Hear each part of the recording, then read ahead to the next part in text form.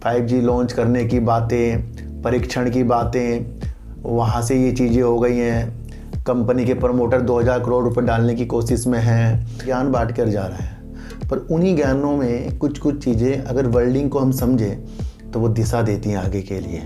किस तरीके से, जब जियो फाइनेंशियल सर्विसेज में मैंने वीडियो साइकोलॉजी जीतेगी या हारेगी, तो आज आपको ये कमेंट करना पड़ेगा और समझना पड़ेगा कि यहाँ पर चार्ट से साइकोलॉजी जीत रही है। मैं आपको एक चीज़ बताऊं सर, ये जो काम कर रहा है अशोक लीलैंड, मैं इसको काफ़ी ऊपर देखना चाहता हूँ, लेकिन वो संभव 2024 के बाद ही होगा। ये भी कहाँ बेचते हैं, कहाँ खरीदते हैं, वो आपकी साइकोलॉजी पे डिपेंड है। तो इम्पोर्टेंट तो साइकोलॉजी है। और ये चैनल कौन सा है? साइकोलॉजी पर, न्यूज पर। महल, खुशियों का पल, खुशियों की चीज़ें, शादी हो रही है ना, और दुर्घटना हुई तो घर में गम ही गम, रोना धोना, इनको हम बढ़ाते जा रहे हैं एक वक्त में मरने के लिए। तो जब हमें अंत में मरना ही है, तो क्यों हम सच्चाई की तरफ चलकर अपनी रणनीति को अच्छा नहीं करेंगे?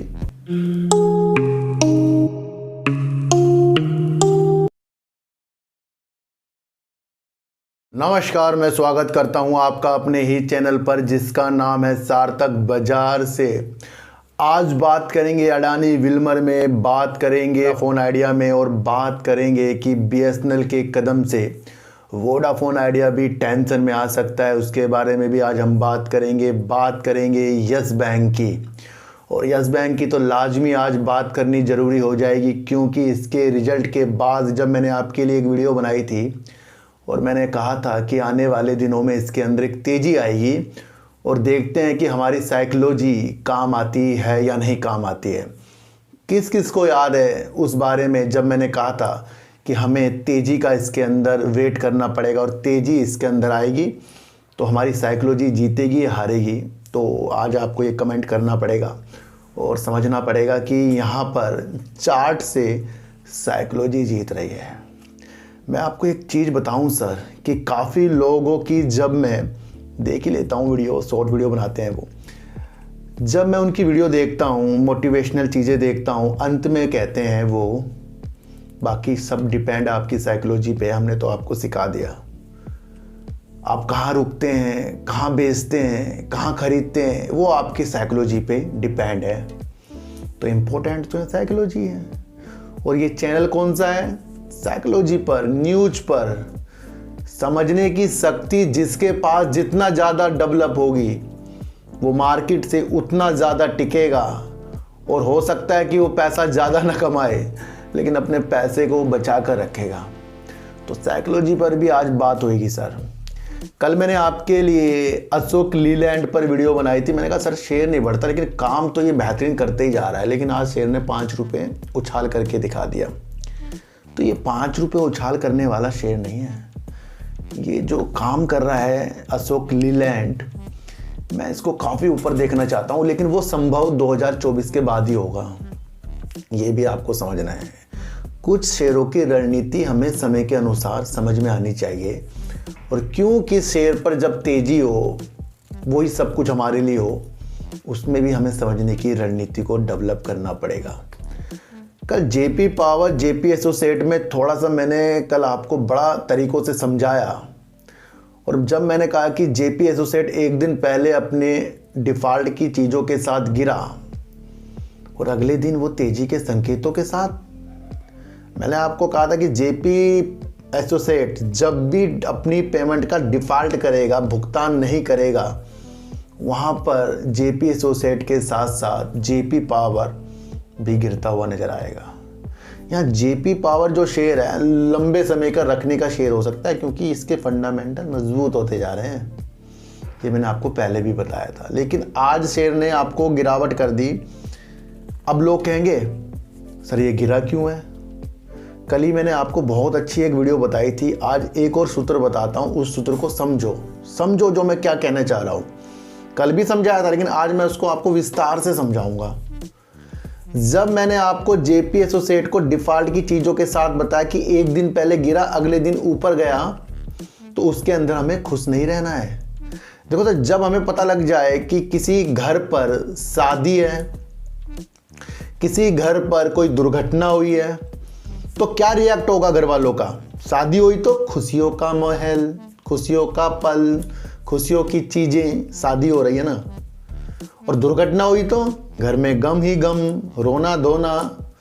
अब यही चीज किसी के पड़ोस में किसी के घर में शादी हो रही है और वो जाकर दूसरे घर में बोल दे कि वहां तो मातम छा रहा है। अब वो मातम छाने वाली चीजों को सुनकर, शादी का माहौल हटाकर वो सोचेगा यार मातम छा रहा है, कुछ दुर्घटना हुई होगी। और इसी तरीके से किसी घर पे हो गई दुर्घटना और उसने आगे जाकर बोल दिया लड़की की शादी तय हो गई, तो वो पड़ोसी भी सोचेंगे यार शादी तय होगी तो अच्छा माहौल हो गया। तो हम रिएक्ट कहाँ कर रहे हैं? हम रिएक्ट वहाँ कर रहे हैं जो घर के अलावा दूसरी जगह से वो चीज़ें हुई हैं। हमने रिएक्ट कहाँ करना है? जो घर के अंदर चीज़ें हुई हैं, जो एक्चुअल चीज़ हैं, जो सत्य चीज़ हैं। कल भी मैंने आपको समझाया था कि हमने कंपनी के अंदर वाली चीज़ों को समझा कि वहाँ पर डिफ़ॉल्ट हुआ है, लेकिन वो चीज़ें हमें तेज़ी के संकेतों के साथ शेयर प्राइस में दिखी। और शेयर प्राइस की तेज़ी का संकेत ये बात की पुष्टि नहीं करता कि कंपनी में सब कुछ अच्छा है। मैंने आपको एक सूत्र बता रहा हूँ, जो चीज़ आपको पता लग जाए कि भाई वहाँ पर जाकर गड्ढा है तो वो गड्ढा है, वो गड्ढा है, उससे हमें बचना है। ये नहीं कि गड्ढा भर गया होगा जी, किसी ने भर दिया होगा, हम तो जा रहे हैं मस्ती में अपनी। तो ये सूत्र को समझो कि अगर कंपनी ने डिफ़ॉल्ट किया है तो उसने किया है, वो निगेटिव न्यूज है तो है, भले ही उसकी चीज़ों के साथ वो अच्छी चीज़ें कर रहा हो। कर्जा कंपनी में बहुत ज़्यादा है, वो है कंपनी में। क्यों समझाता हूँ ऐसे? क्योंकि मैं आपको अपना समझता हूँ ना, इसलिए ये छोटी छोटी चीज़ें आपको लगती होंगी, पर यही एक साइकोलॉजी है जिसको हमें समझना है कि घर में अगर अच्छा माहौल है, हमें पता लग रहा है, घर का व्यक्ति हमें कुछ समझा रहा है तो अच्छा है, और अंदर का व्यक्ति हमें कह रहा है कि दुर्घटना है, तो वो भी हमें अब समझना है कि क्या चीज़ हुई है इसके अंदर। तो दोनों प्रतिक्रियाओं में अपने को संभालना है। जेपी एसोसिएट का कल आ रहा है रिजल्ट, और मैंने कहा था कि रिजल्ट की भी वो तेजी हो सकती है।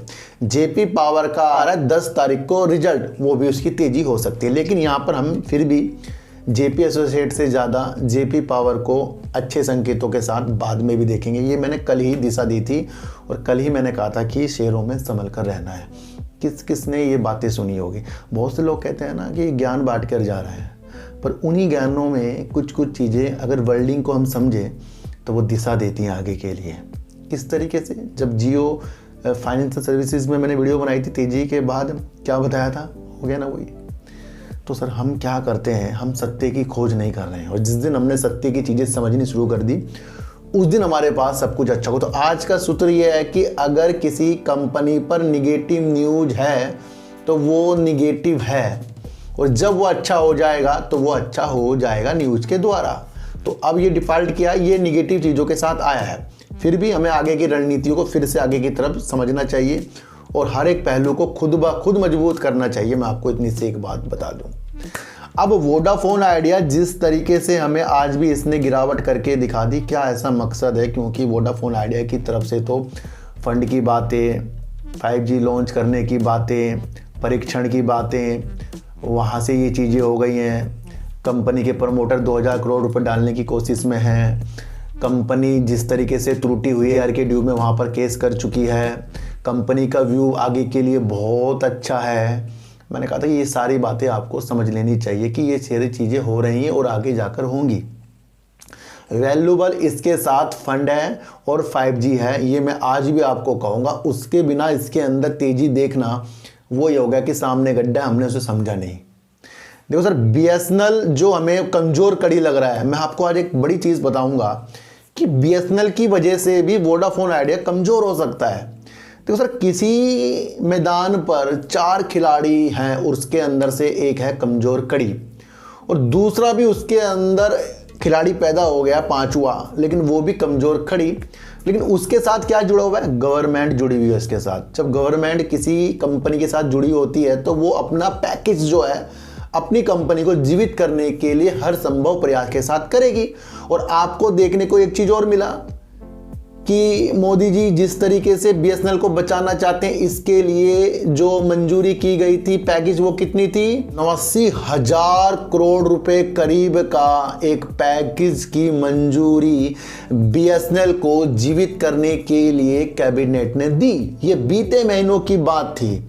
उस टाइम भी इफेक्ट वोडाफोन आइडिया पे गंभीरता वाले पड़े थे। ध्यान रखना सर, ये सारी चीज़ें 4G को लॉन्च करना, उसके लिए चीज़ें करना और 5G की रणनीति को मजबूत करने के लिए था।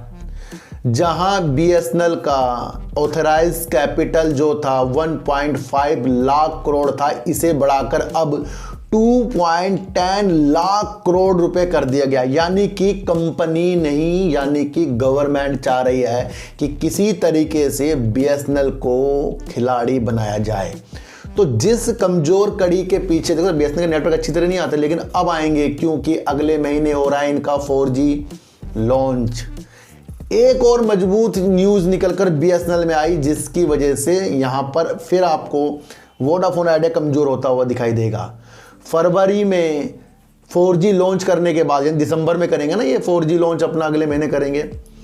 उसके बाद BSNL जो है 5G का उन्नत मतलब बेहतरीन परीक्षण करने के लिए तैयार हो जाएगा और जल्दी से जल्दी फिर आगे वो अपनी डेट बताएगा कि 5G कब ला रहा है। और यहां क्या हो रहा है, वोडाफोन आइडिया अपनी 4G का विस्तार करने की रणनीतियां 5G लाएंगे, पर वो चीज़ें हमें पता नहीं है।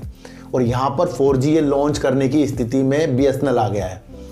तो जो इतना बड़ा पैकेज BSNL को दिया गया था, तो अब हमारे सामने आ रहा है वो कि अब ये 5G का भी फरवरी 2024 से उन्नत परीक्षण करेंगे। तो यहाँ से कमज़ोर कौन होता गया है?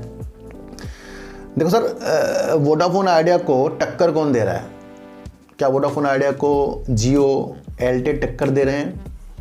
जियो एयरटेल वोडाफोन आइडिया को टक्कर नहीं दे रहे हैं, ना प्रतिस्पर्धा कर रहे हैं। उनके पास 5G है, उनके पास फाइबर है, स्पेस नेट है जियो के पास।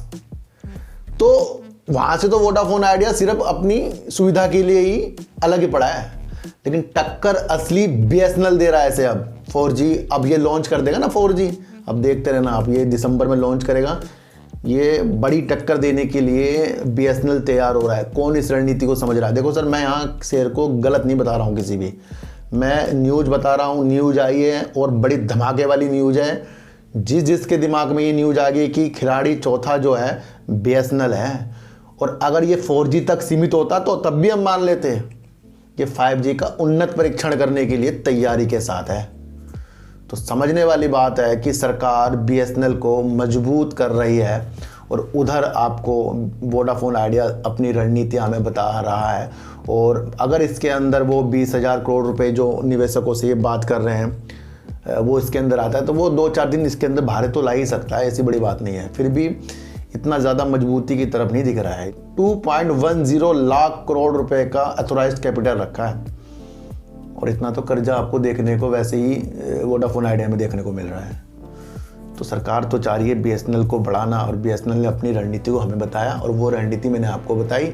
अब आपको तुलना करनी है कि वोडाफोन आइडिया यहाँ से किस तरीके से दिख रहा है। देखो सर, वोडाफोन आइडिया का तो फंड ही कुछ करेगा और 5G करेगा, और वो न्यूज़ कल ही आ जाए तो कल ही कर देगा।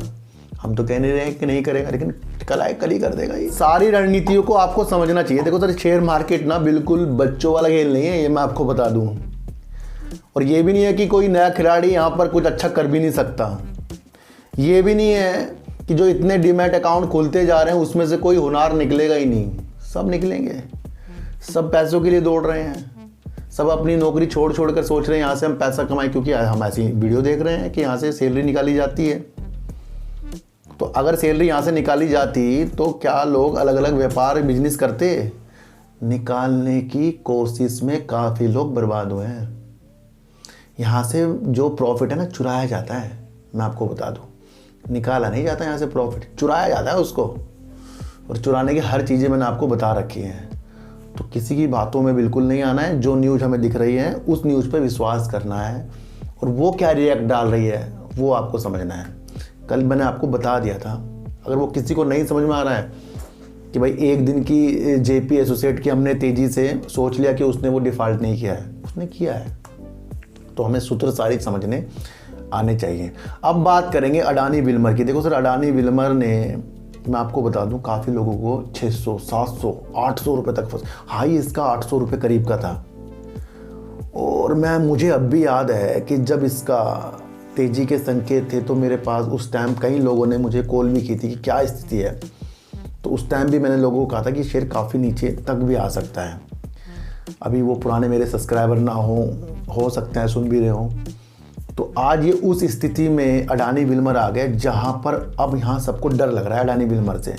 वाकई मुझे भी अडानी विल्मर से अब डर इसलिए लग रहा है क्योंकि एक न्यूज़ चलती आ रही है, जो पहले भी न्यूज़ निकल कर आई थी कि जिसके अंदर से अडानी जो है अपनी हिस्सेदारी बेचने के लिए बात कर रहे हैं। ऐसी एक न्यूज़ देखने को मिल रही है, पर मुझे अभी जब तक के कुछ चीज़ें ना हो पुष्टि नहीं है, लेकिन न्यूज़ आ रही है ये वाली।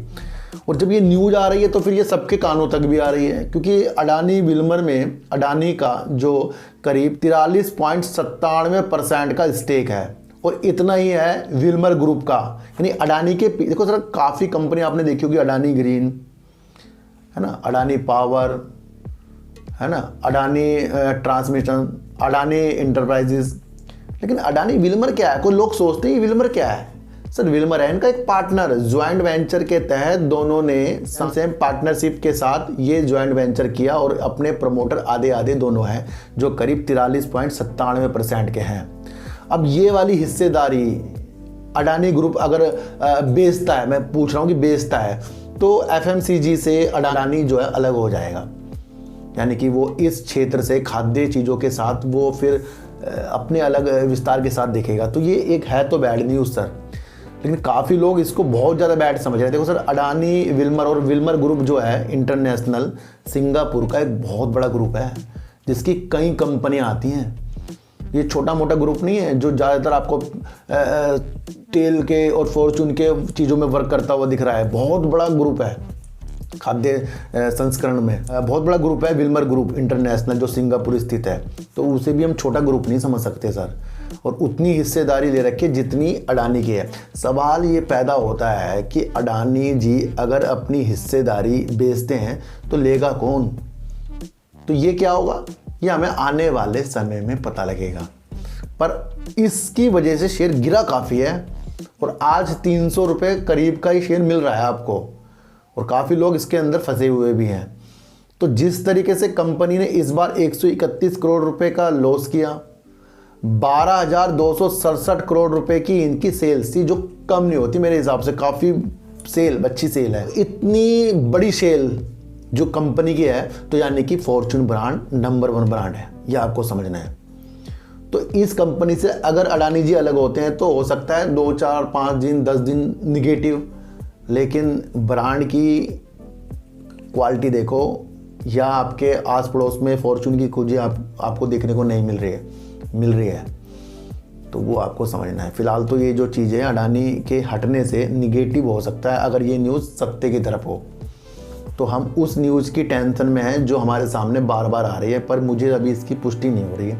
तो जब तक कि पुष्टि ना हो, जब तक कि अडानी ग्रुप की तरफ से ये चीज़ें ना कही गई, और 24 नवंबर को जो सेबी का भी एक हिडनबर्ग वाली मामला जो है कोर्ट के द्वारा निकलेगा, तो उसके ऊपर भी हमारी नज़र रखनी चाहिए। तो फिलहाल आपको ये सोचना कि अगर अडानी इसके अंदर से अलग हुए तो निगेटिव है, लेकिन दूसरी तरफ इसकी जो दूसरी होल्डिंग है विल्मर ग्रुप, वो भी छोटा मोटा नाम नहीं है। एक बार उसको भी विकिपीडिया में देख लेना, फिर आपको संतुष्टि हो जाएगी, नहीं भाई बड़ा ब्रांड है। तो हमें हर एक तरीक़ों से हर एक चीज़ें देखनी पड़ेगी। अब बात करेंगे यस बैंक की, और यस बैंक की आज होगी तेजी। और अब आपको देखने को वीडियो मिलेगी अलादीन का चिराग। टारगेट हम बता नहीं सकते, इस तरह की वीडियो आएंगी। बहुत बड़ा टारगेट, रातों रात आपको करोड़पति कर देगा, माला माल कर देगा, ये चीज़ें आपके साथ है। यहाँ पर साइकोलॉजी लगेगी इस शेयर में। आपको बता दूँ, देखो सर, आप एक चीज़ बताओ कि अगर यस बैंक यहाँ से आपको सीधा 70, 80, 90 रुपए में मिले, तो क्या वो प्राइस इसकी सेल्स, इसके प्रॉफिट और इसकी बैलेंस शीट के वजूद में अच्छी होगी? नहीं होगी। तो जब बैलेंस शीट हमारे 3 महीने बनकर आती है, उसके द्वारा जो शेयर प्राइस रिएक्ट करता है, तो असल में सबसे इम्पोर्टेंट हो जाती है इसकी बैलेंस शीट। तो अगर कोई न्यूज़ से, किसी चीज़ से शेयर भागे, तो वो उसके काम की वजह से नहीं, वो न्यूज़ की वजह से भाग रहा है। और ये तेज़ी मैंने आपको पहले भी बताई थी, आगे भी बरकरार ये रह सकती है, क्योंकि इसको बैंकों ने संभाला है और वो बैंक अभी इसके अंदर से निकले नहीं है।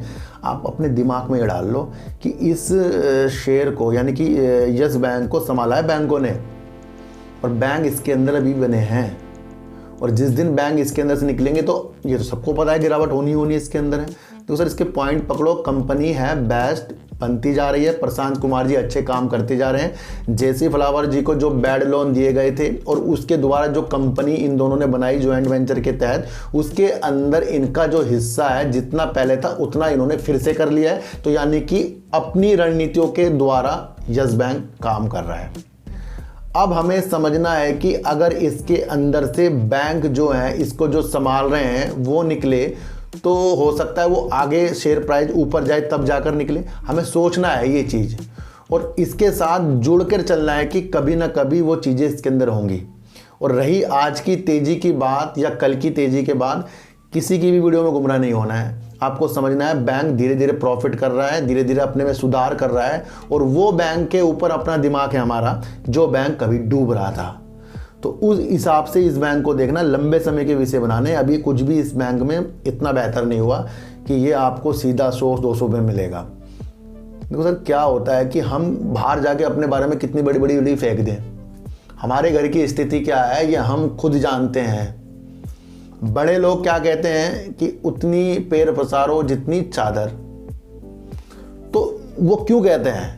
क्योंकि अगर बैंक की स्थिति बहुत ज़्यादा मजबूत हो तो डेवलप तो अपना आप शेयर हो जाएगा सर।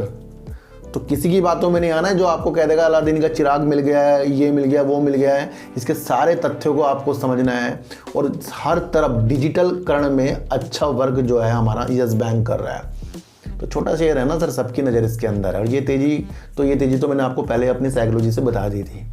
तो ये तो आपको समझ कर चलना है कि यहाँ पर हम जो एनालाइज करते हैं वो आगे जाकर होती है, लेकिन हम तथ्यों के अनुसार कर रहे हैं, हम फैक्ट के अनुसार कर रहे हैं। हम कुछ ही गुमराह चीज़ों के साथ अपने को आगे नहीं बढ़ा रहे हैं कि हमने आंख बंद कर लीजिए, नहीं जी वोडाफोन आइडिया भाग रहा है, नहीं खरीद लो जी, भाग रहा है। वोडाफोन आइडिया भाग गया, हमने सोचा कि सब कुछ अच्छा होगा, नहीं जी बहुत अच्छा हो गया जी। सर BSNL आ रहा है खिलाड़ी बनता हुआ। तो वही रणनीति हर एक शेयर में चलती है, पर उसे हमें समझना है। तो समझना कि यस बैंक क्वार्टर दर क्वार्टर जिस तरीके से अपने में बेनिफिट करता जाएगा, वो बैलेंस शीट में अपनी चीज़ों को जोड़ता जाएगा। उसके अनुसार किसी भी शेयर का शेयर प्राइस जो रिएक्ट करे, एक्चुअल वो चीज़ होती है। भागने को शेयर कभी भी भाग सकता है। तो अगर आपको बिलीव है यस बैंक की रणनीतियों पर, हर एक चीज़ों पर, तो ये खुद से सवाल करना है, किसी की चीज़ों में फंसो मत कि कोई आपको चढ़ा दे। तेजी तो किसी में भी चीज़ में आ सकती है, गिरावट किसी भी शेयर में आ सकती है। अडानी विल्मर नहीं गिर गया सर। बड़े लोगों की कंपनी होने से ये बात की सबूत नहीं है कि वो शेयर 800 में तो 1600 में जाएगा, 800 में 300 में आ गया। बड़े ग्रुप की कंपनी है, बड़े बड़े नाम है दोनों, अडानी विल्मर और विल्मर ग्रुप, बड़े बड़े नाम है दोनों, एक सिंगापुर का एक इंडिया का। उसके बाद भी शेयर 300 में आ रहा है। और क्यों आ रहा है ये सब आपको खुद पता है कि न्यूज इफेक्ट डालती है। इसी तरीके से यस बैंक अगर तेजी में है तो शांति का ध्यान देना। इससे पहले भी यस बैंक तेजी की तरफ आया था। तो अगर हमारी रणनीतियाँ अच्छी हुई, हमारी साइकोलॉजी अच्छी हुई, तो पैसे कमाने के मौके बनते हैं। तो यस बैंक की तेजी को देखकर अपनी आंखों को ज़्यादा चमकाना हमें बिल्कुल भी नहीं है। वाकिफ तो ये है कि किसी भी शेयर की अगर तेजी से हमारी आंखें चकाचौंध हो रही है तो इससे हमें दूर होना है। ये सबसे पहला एक सूत्र रखो। अगर किसी कंपनी में कोई निगेटिव न्यूज आपके कानों में आई और वो शेयर उस दिन तो गिरा, अगले दिन वो भागा, तो समझ लो शेयर अब भी, यानी कंपनी अब भी निगेटिव है, बस शेयर प्राइस में तेजी है। इसी तरीके से देखने को आपको MMTC और BCG में पहले मिल चुका है। तो सबक तो लीजिए, गलतियों से सीखा जाता है सर, सीखना पड़ेगा। ऐसा तो कोई नहीं कि किसी को शेयर खरीदते ही ग्रीन हो रहा है, रेड भी होएगा, पर हमें समझना है। BSNL जिस तरीके से जोरों शोरों से सरकार के पैकेज से और अपनी रणनीतियों के अनुसार सरकार इसको जीवित करने की चीज़ों के साथ अब 4G भी अगले महीने लॉन्च करने की थी। ये चीज़ें हमारे सामने आ रही हैं और फरवरी से ये 5G की उन्नत परीक्षण करने के लिए तैयार है। BSNL तो यहाँ से ऑटोमेटिकली ये प्रतिस्पर्धा कर रहा है वोडाफोन आइडिया से। तो ये आपको समझकर चलना पड़ेगा कि आपको क्या चीज़ें इसके अंदर दिख रही हैं। विल्मर ग्रुप जो है इंटरनेशनल सिंगापुर का, वो भी काफ़ी बड़ा ग्रुप है, ये भी आपको समझना। और हमारा अडानी जी हैं, वो भी बड़े हैं। पर अब ये देखना है कि ये जो न्यूज है ये कब तक के हमारे सामने उजागर होगी, पुष्टि होगी। लेकिन शेयर प्राइस तो इसके हिसाब से गिर ही रहा है, ये आपको समझकर चलना पड़ेगा। यस बैंक को फिर से एक रणनीति सुनो।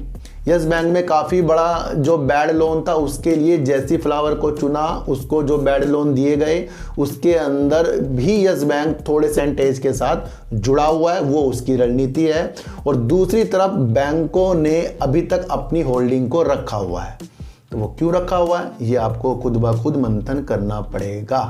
तो सर अपनी रणनीति को मजबूत कर लीजिए, शेयर बाजार में बिल्कुल सतर्कता के साथ रहिए। यहाँ पर कोई भी अमीर तो कोई भी गरीब बन सकता है, लेकिन अगर हमारी आंखें सिर्फ सत्यता की ओर हुई तो वो ज़्यादा हमारे लिए अच्छा है, हर समय अच्छा। देखिए एक चीज़ मैं आपको और बताऊं सर, इंसान जब बड़ा हो रहा है वो मरने के लिए बड़ा हो रहा है। इंसान जवानी में, बचपन में उमंगे कर सकता है, बुढ़ापे में जब वो पहुंचता है तो वो उमंगे सारी उसकी खत्म। तो हम बढ़ क्या रहे हैं, अपने शरीर को हम बढ़ाते जा रहे हैं एक वक्त में मरने के लिए। तो जब हमें अंत में मरना ही है तो क्यों हम सच्चाई की तरफ चलकर अपनी रणनीति को अच्छे नहीं करेंगे। हम अंत को देखकर आज की रणनीति अच्छी कर लें कि कोई यहाँ जीवित नहीं रहेगा, तो एक दिशा देगा ये आपके अंदर, भाई क्यों किसी को टेंशन देनी। सही रास्ते पर चलना है, सही एनालाइज करनी है, जो हमें दिख रहा है उस पर हमें वर्क करना है। आज की खुशी से हमारा अपना जो बुढ़ापा उसको खराब नहीं करना है, क्योंकि मरना एक दिन सबको है। तो चींटी को हटा दीजिए, गाय को रोटी दीजिए और अपने बच्चों को ज़्यादा से ज़्यादा प्यार कीजिए, क्योंकि बच्चे ही आपकी मासूमियत से किस्मत पलटेंगे। तो फिर मिलेंगे आपसे नई वीडियो के साथ, जब तक के लिए नमस्कार।